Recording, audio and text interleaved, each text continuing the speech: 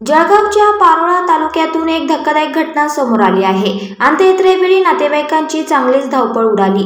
मृतदेहाला रस्त्यात सोडून नातेवाईक पळत सुटले। ही घटना पारोळा तालुक्यातल्या नगाव गावामध्ये घडली आहे। जळगावच्या पारोळा तालुक्यातल्या नगाव गावात स्मशानभूमीकडे जात असलेल्या अंत्ययात्रेत सहभागी नागरिकांवर अचानक मधमाशांनी हल्ला केल्याची घटना घडली आहे। अंत्ययात्रा सुरू असताना मधमाशांनी अचानक हल्ला केला, त्यामुळे नागरिकांची एकच धावपळ उडाली।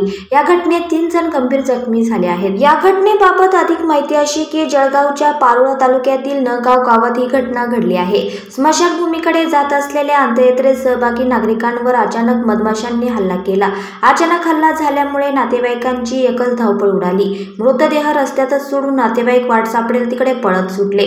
या घटनेत 3 जण गंभीर जखमी झाले आहेत। मधमाशांनी हल्ला केल्यानंतर स्वतःचा बचाव करण्यासाठी अंत्ययात्रेत सहभागी झालेले शोककुल नातेवाईक मृतदेह सोडून वाट मिळेल तिकडे पळाले। नगाव गावातील स्मशानभूमीकडे अंत्ययात्रा जात असताना रस्त्यात अचानक मधमाशांचं पोळं उठल्याने ही घटना घडली आहे। मधमाशांचं पोळं उठलं आणि या मधमाशांनी थेट अंत्ययात्रेत सहभागी झालेल्या नागरिकांवर हल्ला केला। अचानक मधमाशांचा हल्ला झाल्याने नागरिकांमध्ये गोंधळ उडाला।